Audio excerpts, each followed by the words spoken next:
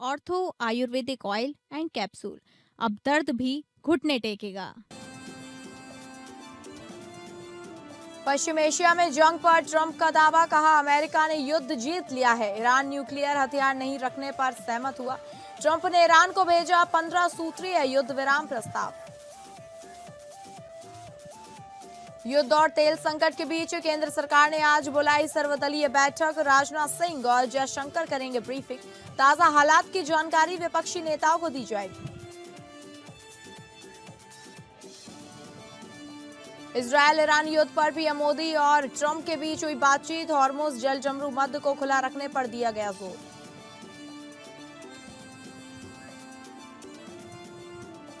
दिल्ली उत्तम नगर होली के दौरान हुई तरुण की हत्या पर आज होगी सुप्रीम कोर्ट में सुनवाई। जांच क्राइम ब्रांच की स्पेशल यूनिट से जांच कराए जाने की मांग पर दाखिल याचिका पर होगी सुनवाई।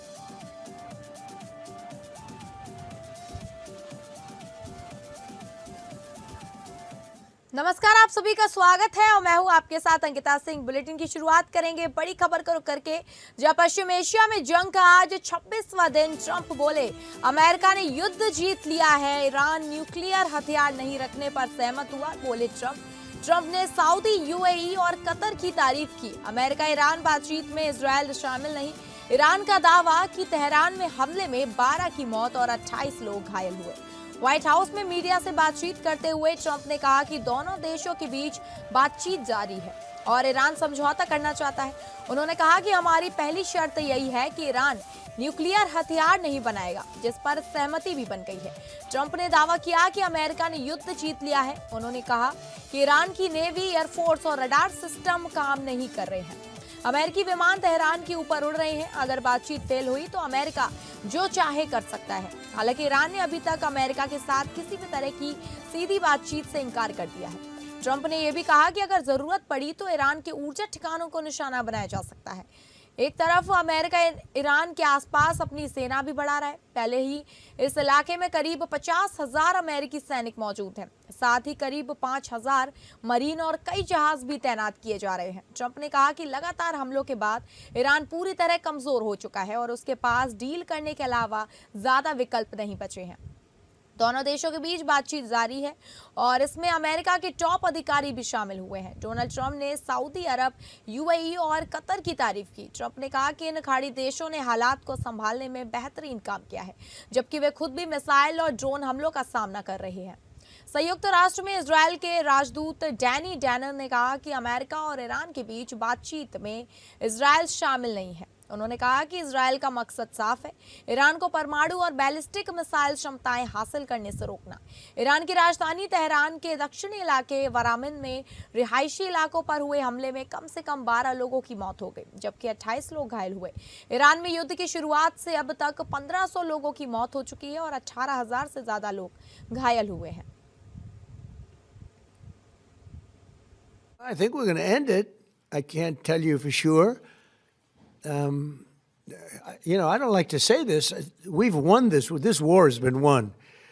The only one that likes to keep it going is the fake news. I mean, the New York Times, you read the New York Times, it's like we're not winning a war where they have no Navy and they have no Air Force and they have no nothing. And we literally have planes flying over Tehran and other parts of their country. They can't do a thing about it because they're going to make a deal. They're going to make a deal. They did something yesterday that was amazing, actually. They gave us a present, and the present arrived today. And it was a very big present worth a tremendous amount of money. And I'm not going to tell you what that present is, but it was a very significant. और अगली बड़ी खबर का रुख करेंगे। Israel Iran युद्ध में PM Modi और ट्रंप के बीच हुई बातचीत। ट्रंप ने पीएम मोदी से पश्चिम एशिया संकट पर की बात। हॉर्मुज जल जमरू मध्य को खुला रखने पर दिया जोर। भारत ने तनाव कम करने, शांति बहाली का समर्थन किया। अमेरिका के नई दिल्ली में राजदूत सर्जियो गोर ने दी है जानकारी। क्षेत्रीय स्थिरता और वैश्विक अर्थव्यवस्था पर खतरा। ईरान से जंग के बीच पहली बार अमेरिका के राष्ट्रपति डोनाल्ड ट्रंप ने प्रधानमंत्री नरेंद्र मोदी से फोन पर बातचीत की। ट्रंप ने पीएम मोदी से मिडिल ईस्ट के हालात और हॉर्मुज के खोलने के विकल्पों पर चर्चा की। पश्चिम एशिया में उलझे तारों के बीच मंगलवार को अमेरिकी राष्ट्रपति डोनाल्ड ट्रंप ने प्रधानमंत्री मोदी से बातचीत की। इस दौरान पश्चिम एशिया के मौजूदा संकट पर उपयोगी चर्चा हुई। पीएम मोदी ने इसके बाद सोशल मीडिया पर लिखा, राष्ट्रपति ट्रंप ने मुझे फोन किया और पश्चिम एशिया की स्थिति पर हमारी उपयोगी चर्चा हुई। भारत शीघ्र से शीघ्र वहां तनाव को खत्म करने और शांति की बहाली का समर्थन करता है। हॉर्मुज़ जल जमरू मध्य को खुला, सुरक्षित और सुलभ बनाए रखना पूरे विश्व के लिए जरूरी है। हम शांति और स्थिरता के प्रयासों पर संपर्क में रहने पर सहमत हुए। अमेरिका के नई दिल्ली में राजदूत सर्जियो गौर ने कहा, प्रेसिडेंट डोनाल्ड ट्रंप ने अभी प्रधानमंत्री मोदी से बात की। दोनों नेताओं ने मध्य पूर्व की चल रही स्थिति पर चर्चा की, जिसमें हॉर्मुज़ जल जमरू मध्य को खुला रखने के महत्व पर भी जोर दिया गया।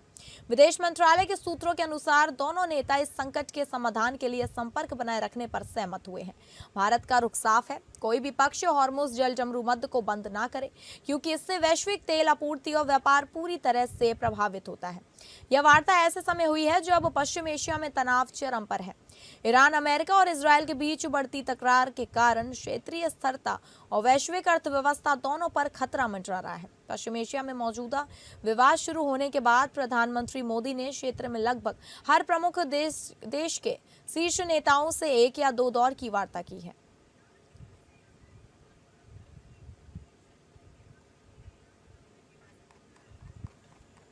और अगली बड़ी खबर का रुख करेंगे, जहां पर युद्ध के साए में भारत एक साथ। केंद्र सरकार ने आज बुलाई सर्वदलीय बैठक। पश्चिम एशिया संकट पर होगा महामंथन। राजनाथ सिंह और जयशंकर करेंगे ब्रीफिंग। ताजा हालात की जानकारी विपक्षी नेताओं को दी जाएगी। सरकार की ओर से उठाए गए कदमों की दी जाएगी जानकारी। आपको बता दें, पश्चिम एशिया में युद्ध के उत्पन्न संकट का एकजुट होकर सामना करने पर सहमति बनाने के लिए सरकार ने सर्वदलीय बैठक बुलाई है। प्रधानमंत्री ने राज्यसभा में संकट से निपटने के लिए एकजुट प्रयास की अपील की है। पश्चिम एशिया में युद्ध से उत्पन्न संकट का एकजुट होकर सामना करने पर सहमति बनाने के लिए सरकार ने बुधवार को सर्वदलीय बैठक बुलाई। प्रधानमंत्री ने राज्यसभा में संकट से निपटने के लिए एकजुट प्रयास की अपील भी की है। सर्वदलीय बैठक को इसी दिशा में देखा जा रहा है। रक्षा मंत्री राजनाथ सिंह इसकी अध्यक्षता कर सकते हैं और विदेश मंत्री एस जयशंकर भी बैठक में मौजूद रह सकते हैं। उच्च पदस्थ सूत्रों के अनुसार बुधवार शाम 5 बजे बुलाई गई बैठक में सत्ताधारी भाजपा व उसके राजग सहयोगी दलों के साथ साथ कांग्रेस और उसके सहयोगी विपक्षी दलों के प्रमुख नेता शामिल होंगे। हालांकि लोकसभा में नेता प्रतिपक्ष राहुल गांधी यह कह चुके हैं कि वह इस बैठक में हिस्सा नहीं ले सकेंगे। बैठक में युद्ध से उत्पन्न संकट के विभिन्न आयामों और उससे निपटने के उपायों पर चर्चा हुई। सरकार की ओर से विपक्ष के सुझावों को शामिल करते हुए एकजुट प्रयास को रूपरेखा बनाने की कोशिश की जाएगी। प्रधानमंत्री मोदी ने संसद में कहा कि भारत की ऊर्जा जरूरतों का बड़ा हिस्सा इसी क्षेत्र से आता है। ऐसे में कच्चे तेल और गैस की सप्लाई प्रभावित होने का खतरा है। अब सरकार ने इसको लेकर सर्वदलीय बैठक बुलाने का फैसला किया है। सरकार ने संसद भवन में सर्वदलीय बैठक बुलाई है, जिसमें सभी दलों को पूरे मामले पर जानकारी दी जाएगी। इसके अलावा प्रधानमंत्री ने सदन में यह भी जानकारी दी कि सरकार ने 7 अलग-अलग एम्पावर्ड ग्रुप भी बनाए हैं, जो एलपीजी, क्रूड ऑयल, उर्वरक जैसे सामानों की आपूर्ति निर्बाध बनी रहे। उसके साथ साथ गल्फ एरिया में हमारे जितने नागरिक फंसे हुए हैं, उनको निकालने और उनकी सुरक्षा को लेकर क्या इंतजाम है, उसकी भी लगातार निगरानी की जा रही है। इन सब विषयों को लेकर सरकार की ओर से सर्वदलीय बैठक में सभी दलों को जानकारी दी जाएगी।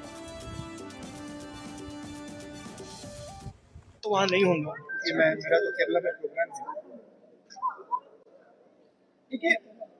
ठीक है, ऑल पार्टी मीटिंग बुलाई है, डिबेट होना चाहिए, बट आपने स्ट्रक्चरल गलती कर दी है। आपने पूरा ढांचा उड़ा दिया है। ठीक है, अब उसको आप ठीक नहीं कर सकते। उसको ठीक करने में बहुत टाइम लगेगा और प्राइम मिनिस्टर मोदी तो कर ही नहीं सकते। मैं आपको लिख के दे रहा हूँ, प्राइम मिनिस्टर मोदी जो अमेरिका कहेगा और जो इजराइल कहेगा वो प्राइम मिनिस्टर मोदी करेंगे। वो हिंदुस्तान के इंटरेस्ट में काम नहीं करेंगे, किसानों के इंटरेस्ट में काम नहीं करेंगे। वो जो अमेरिका और जो इजराइल कहेगा वो करेंगे। आप देख लेंगे। और अगली बड़ी खबर का रुख करेंगे, गौरक्षकों के लिए एंटी तस्करी प्लान। फरसे वाले बाबा की मौत के बाद एक्शन में योगी सरकार। गौरक्षकों के साथ बनाया एंटी तस्करी प्लान। संवेदनशील रास्तों पर बढ़ाई जाएगी गश्त। अफवाहों से दूर रहें, बने जागरूक, एसडीएम बोले। उत्तर प्रदेश के मथुरा में फरसे वाले बाबा के निधन के बाद उपजे हालातों और मुख्यमंत्री योगी आदित्यनाथ के कड़े रुख ने जिला प्रशासन को पूरी तरह अलर्ट मोड पर डाल दिया है। अब पुलिस और प्रशासनिक अधिकारी सीधे जमीन पर उतरकर गौरक्षक दलों के साथ संवाद कर रहे हैं। गोवर्धन से लेकर जिले के कोने कोने में बैठकों का दौर शुरू हो चुका है। इसका सीधा मकसद है गौवंश की सुरक्षा और तस्करी पर फुल स्टॉप। फरसे वाले बाबा के निधन के बाद सीएम योगी आदित्यनाथ के निर्देश के बाद मथुरा की सभी तहसील और थाना स्तर पर तक अधिकारियों द्वारा गौरक्षकों और राष्ट्रीय भगवा दल हिंदू जागरण मंच के साथ संवाद किया गया। गोवर्धन में एसडीएम प्रजक्ता त्रिपाठी ने सभी गौ सेवकों के साथ बैठक की और उनसे गायों से संबंधित किसी भी सूचना की जानकारी के लिए प्रशासन से संपर्क बनाए रखने की बात कही। एसडीएम ने कहा कि जिला प्रशासन उनके साथ है। उन्होंने किसी भी अफवाहों पर ध्यान न देने की अपील की और बिना पुष्टि के कोई भी जानकारी सोशल मीडिया पर पोस्ट करने से बचने की सलाह दी। एसडीएम ने गौरक्षकों और गौ सेवकों के साथ की बैठक में गायों के संरक्षण और संवर्धन के लिए एक सीक्रेट प्लान तैयार किया है। इसमें बेसहारा गायों के लिए सुरक्षित आश्रय, बीमार या घायल गौवंश को तत्काल इलाज मिले, साथ ही गौ तस्करी रोकने के लिए खुफिया तंत्र को मजबूत करने पर जोर दिया गया है।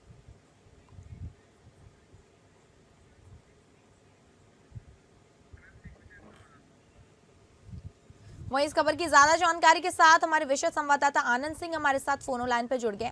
आनंद, गौरक्षकों के लिए एंटी तस्करी प्लान तैयार किया गया है, तो इस प्लान का क्या मकसद है और इस प्लान के अंदर क्या क्या गौ सेवाओं के लिए हो सकता है? बिल्कुल, देखिए, गौ संरक्षण के लिए मुख्यमंत्री योगी आदित्यनाथ हमेशा से गंभीर रहे हैं और यही वजह है कि जब से उन्होंने सत्ता संभाली है, गौ संरक्षण और संवर्धन की दिशा में उन्होंने लगातार काम किया है। हाल ही में जब मुख्यमंत्री योगी आदित्यनाथ ने गौ संरक्षण को लेकर एक बैठक की थी, अधिकारियों के तमाम जो अधिकारियों के साथ और विभाग के मंत्री भी इसमें शामिल थे। इस बैठक में उन्होंने स्पष्ट तौर पर ये निर्देश दिए थे कि जो भी अधिकारी हैं इससे जुड़े हुए, वो फील्ड न सिर्फ कागजों पर काम करे बल्कि फील्ड में उतरकर काम करने के निर्देश मुख्यमंत्री योगी आदित्यनाथ ने दिए थे। उन्होंने स्पष्ट तौर पर यह कहा था कि गो रक्षा और गो आश्रय स्थलों को आत्मनिर्भर बनाने की दिशा में काम होना चाहिए और चूंकि हमारी जो गौ सेवा है वो भारतीय सांस्कृतिक परंपरा का हिस्सा है, तो इससे किसी तरह की कोई छूट नहीं मिलेगी किसी को। जो अधिकारी हैं वो लगातार काम करें ताकि जो गौ संरक्षण और संवर्धन की दिशा में काम किया जा रहा है वो पूरी तरह से उसको चुस्त और दुरुस्त किया जा सके, उसमें किसी तरह की कोई कमी न रह सके, जैसा कि समय समय पर इस बात को लेकर आरोप लगाए जाते हैं। आपने देखा होगा कि प्रदेश में सैकड़ों की संख्या में गौ आश्रय स्थल बनाए गए हैं जहां पर जो गौवंश हैं जो उनको वहां पर रखा जाता है और उनकी सेवा की जाती है। इसके लिए बकायदा फंड भी जारी होता है, सरकार उसके लिए फंड जारी करती है। तो ये तमाम चीजें हैं कि गौ संरक्षण कैसे हो और गौ वंश का संवर्धन कैसे हो, ये तमाम चीजें हैं जिसको लेकर स्पष्ट तौर पर निर्देश मुख्यमंत्री योगी आदित्यनाथ ने अधिकारियों को दिए। जी ठीक है आनंद, आपका धन्यवाद जानकारी देने के लिए। तो आपको बता दें कि योगी सरकार ने सख्त रुख अपनाते हुए गौरक्षकों के साथ बनाया जाएगा एंटी तस्करी प्लान तैयार किया गया है। तो और अगली बड़ी खबर का रुख करेंगे जो आ रही है रांची से। बंगाल में 10 सीटों पर चुनाव लड़ेगी जेएलकेएम पार्टी। डुमरी विधायक जयराम महतो ने की घोषणा। जेएलकेएम पार्टी के अध्यक्ष हैं जयराम महतो। असम चुनाव में उतरने की संभावना से फिलहाल इंकार।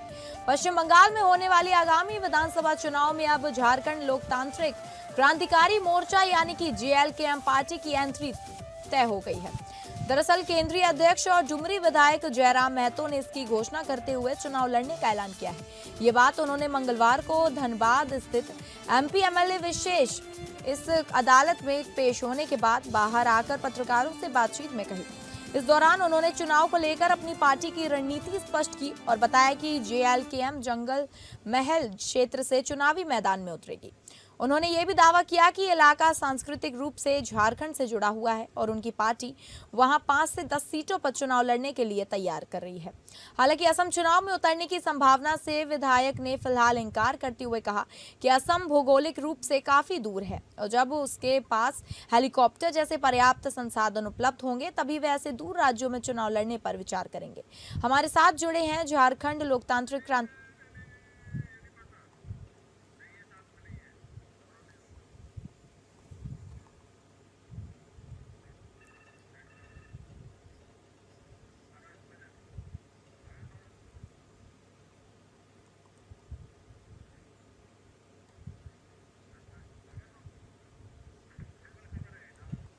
और अगली खबर का रुख करेंगे जो आ रही है महाराष्ट्र से। महाराष्ट्र विधानमंडल के बजट सत्र का आज अंतिम दिन है और सदन में आज का दिन काफी अहम भी माना जा रहा है। पूरे सत्र के दौरान उठे मुद्दों पर आज समापन से पहले अंतिम चर्चा और जवाब देखने को मिल सकता है। उप मुख्यमंत्री अजित पवार से जुड़े विमान दुर्घटना मामले पर विपक्ष आज सरकार से सीधा जवाब मांग सकता है।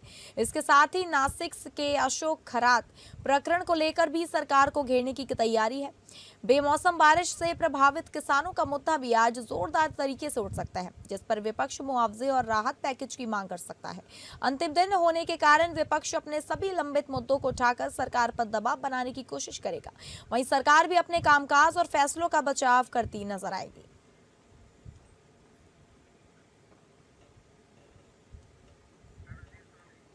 वहीं इस खबर की ज्यादा जानकारी के साथ हमारे संवाददाता सर्वजीत सोनी हमारे साथ फोन लाइन पे जुड़ गए हैं। सर्वजीत, आज विधानमंडल के बजट सत्र का अंतिम दिन है और सत्ता पक्ष और विपक्ष कई मुद्दों पर तीखी बहस भी हो सकती है।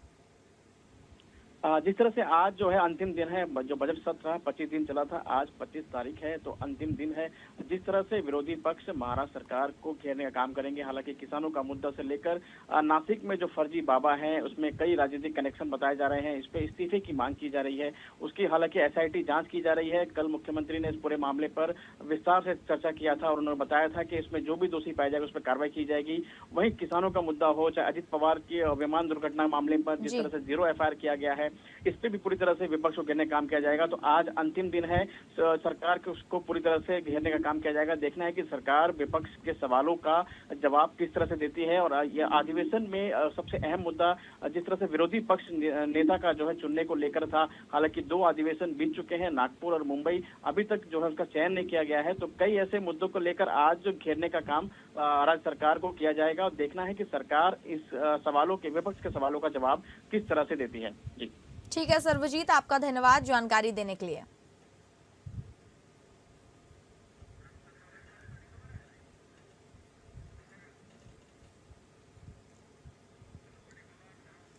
और अगली बड़ी खबर का रुख करेंगे। दिल्ली के उत्तम नगर में होली के दौरान हुई युवक तरुण की हत्या की जांच क्राइम ब्रांच की स्पेशल यूनिट से कराए जाने की मांग को लेकर दाखिल याचिका पर आज सुप्रीम कोर्ट सुनवाई करेगा। सुप्रीम कोर्ट के वकील हरिशंकर जैन की ओर से दाखिल कर याचिका में पीड़ित परिवार को सुरक्षा और 5 करोड़ रुपए मुआवजा देने की भी मांग की गई है। इसके अलावा याचिका में यह भी कहा गया कि होली के दौरान हुई यह हत्या नहीं, मॉब लिंचिंग है, इसलिए इस मामले में तहसीन पूनावाला फैसले को भी लागू किया जाए। आपको बता दें, दिल्ली के उत्तम नगर में होली के दौरान हुई युवक तरुण की हत्या की जांच क्राइम ब्रांच की स्पेशल यूनिट से कराए जाने की मांग को लेकर दाखिल याचिका पर आज सुप्रीम कोर्ट सुनवाई करेगा। वहीं सुप्रीम कोर्ट के वकील हरिशंकर जैन की ओर से दाखिल कर याचिका में पीड़ित परिवार को सुरक्षा और 5 करोड़ रुपए मुआवजा देने की मांग भी की गई है। इसके अलावा याचिका में यह भी कहा गया कि होली के दौरान हुई ये हत्या नहीं, मॉब लिंचिंग है, इसलिए इस मामले में तहसीन पूनावाला फैसले को भी लागू किया जाए। वहीं इस खबर की ज्यादा जानकारी के साथ हमारे संवाददाता विवेक सिंह चंदेल हमारे साथ फोन लाइन पे जुड़ गए। विवेक, आज तरुण हत्याकांड की आज सुनवाई होने वाली है सुप्रीम कोर्ट में, जिसको लेकर याचिका दी गई थी, उसको लेकर क्या जानकारी है? जैसा कि हमने अपनी अभी रिपोर्ट में बताया है, तरुण की जो हत्या है हुई है कथित तौर पे मॉब लिंचिंग के थ्रू, उसके लिए याचिका दाखिल की गई और ये कहा गया है कि चूंकि ये एक हत्या नहीं एक मॉब लिंचिंग है, ऐसे में इस मामले की सुनवाई की जानी चाहिए। मॉब लिंचिंग, क्योंकि सुप्रीम कोर्ट ने 2017 में एक फैसला दिया था जिसमें बढ़ती हुई मॉब लिंचिंग पे चिंता जाहिर की थी और ये कहा था कि मॉब लिंचिंग करने की इजाजत किसी को नहीं दी जा सकती है। और जो तरुण के परिजनों का ये आरोप है कि जो घटना हुई होली के दिन, उसके बाद शाम को उसके ऊपर कई लोगों ने हमला किया और उसमें उसकी जान गई है। तो ऐसे में ये मॉब लिंचिंग का मामला बनता है। और जो ये याचिका दाखिल की, उस याचिका में स्पष्ट रूप से कहा गया है कि चूंकि जो ये तरुण है इसकी मॉब लिंचिंग की गई है, ऐसे में इसकी जांच जो है जो क्राइम ब्रांच की स्पेशल यूनिट करे, साथ ही जो परिजन है उनको 5 करोड़ का मुआवजा दिया जाए। एक बड़ी खास बात यह तहसीन पूनावाला जजमेंट जिसका जिक्र मैंने अभी किया है, उस फैसले को लागू करने के लिए इस मामले में उसको भी लागू करने की मांग की गई है। और ये कहा गया है, क्योंकि तहसीन पूनावाला मामले में कहा गया था कि जब भी कोई मॉब लिंचिंग होगी, इस टाइप की घटना होगी, तो उसमें एफआईआर दर्ज कराने के लिए किसी एजेंसी की जरूरत नहीं होगी, एजेंसी स्वयं उसमें स्वतः संज्ञान लेके इसको करेगी। और इसके अलावा जो ये मामला दर्ज होगा, इसका फास्ट ट्रैक कोर्ट में 6 महीने के अंदर निपटारा किया जाएगा, मुआवजे की रकम तय की जाएगी। इसके साथ ही ये भी कहा गया था कि जो ऐसे इलाके हैं जहाँ पे मॉब लिंचिंग हो रही है, उन इलाकों को ट्रेस किया जाएगा और वहाँ पे एक नोडल ऑफिसर अपॉइंट किया जाएगा जो एसपी के लेवल रैंक का होगा, जो इन चीजों को देखेगा। तो जो तहसीन पूनावाला जो मामला था और तुषार गांधी की तरफ से जो याचिका दाखिल की गई थी, इसमें मॉब लिंचिंग को पॉइंट आउट किया गया था और कोर्ट ने भी इसका माना था कि जो पब्लिक है वो कानून अपने हाथ में ले लेती है और किसी एक मामले को लेकर कई लोग मिलकर किसी की हत्या कर देते हैं। ऐसा खासतौर से गोरक्षकों के साथ या फिर किसी खास मुस्लिम कम्युनिटी के साथ, ये सब तमाम चीजें ऐसी आई थी जो उसको कोर्ट ने संज्ञान में लिया था और तहसीन पूनावाला एक जजमेंट दिया था जिसमें ये चीजें कही थी। तो उसी के तहत तरुण की हत्या के मामले को भी मॉब लिंचिंग करार देते हुए जो दिल्ली पुलिस की क्राइम ब्रांच है उसकी स्पेशल यूनिट इसकी जांच करके मुआवजा दे और तहसीन पूनावाला मामले के तहत जो ये तरुण है इसकी हत्या की जांच की जाए और 6 महीने में इस मामले का निपटारा रखे। तो ये तमाम चीजें कोर्ट के सामने आएंगी, अब देखना होगा, क्योंकि 2017 का मामला है और कोर्ट ने ये कहा था कि ये चीजें हो जानी चाहिए थी। 17 से लेके आज 2026 आ चुका है, इतने समय में क्या इम्प्लीमेंटेशन हुआ है, क्या इसके नोडल ऑफिसर अपॉइंट हुए हैं, क्या इस मामले में एफआईआर दर्ज करके 6 महीने में इसका निपटारा कर दिया जाएगा। ये तमाम चीजें होंगी जो कोर्ट के सामने आएंगी, इस पर कोर्ट विचार करेगा। इसके बाद विचार करना होगा, इसके बाद देखना होगा सुप्रीम कोर्ट इस मामले में क्या कोई आदेश जारी करता है या नहीं। जी ठीक है विवेक, आपका धन्यवाद जानकारी देने के लिए। तो आपको बता दें कि तरुण हत्याकांड की जांच क्राइम ब्रांच की स्पेशल यूनिट से कराए जाने की मांग को लेकर दाखिल याचिका पर आज सुप्रीम कोर्ट सुनवाई करेगा। तो फिलहाल इस बुलेटिन में इतना ही। नमस्कार।